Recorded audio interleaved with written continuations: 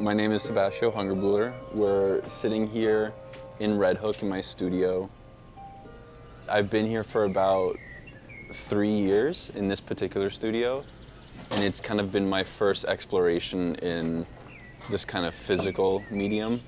So working with wood, organic material.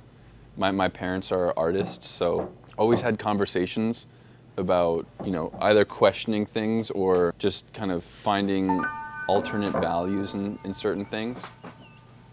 And I guess this is kind of like my playground to do that.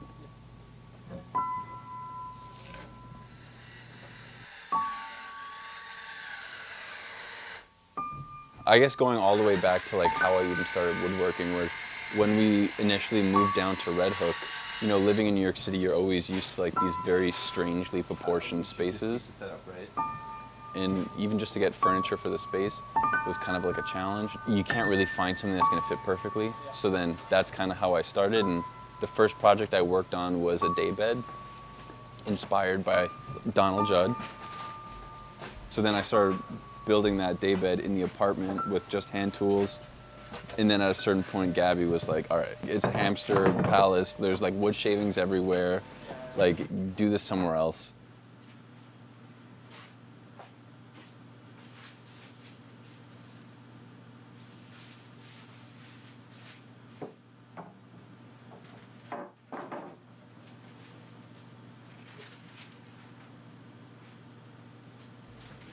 And I think still at that point, I was just wanting to make like furniture and things that, things that are just useful to me in my personal life, like things built out of necessity.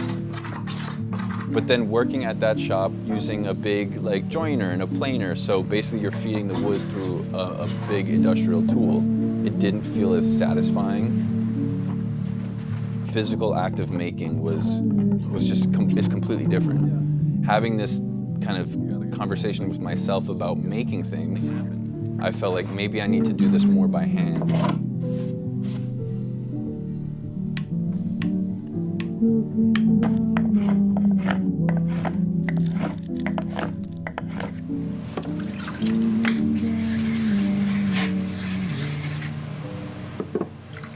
I feel like it is, like for me, on like a more personal level, kind of that act of working is also very meditative.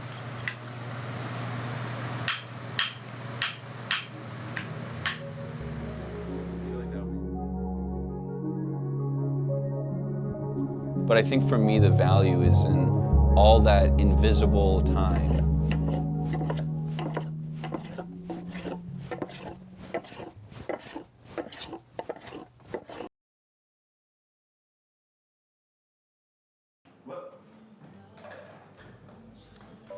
I feel like at home I have a very similar kind of way of thinking. It's not the way that I've been working and the way that I think about things.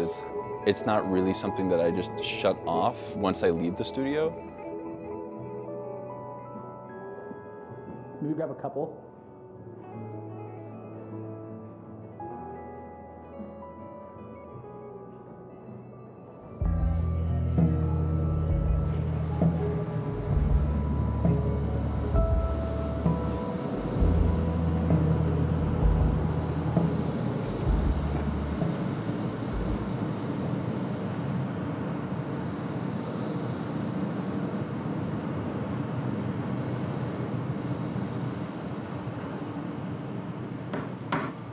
Discipline and intuition to me are different things.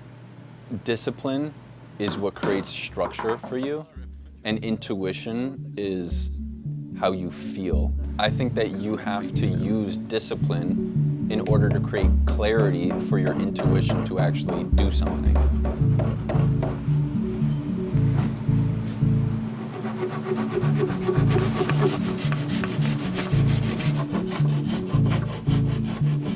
It's hard to know when something is done. I think intuitively, there's something that speaks to you that tells you like, okay, maybe this is the direction. There's like a point where you kind of innately feel that this is where it wants to be.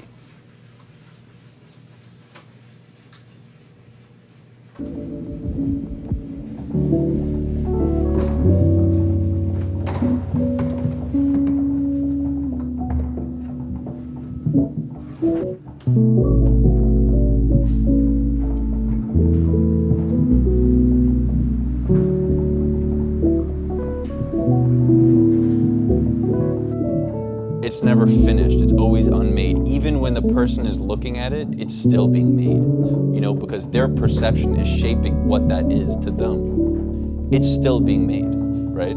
It's never done.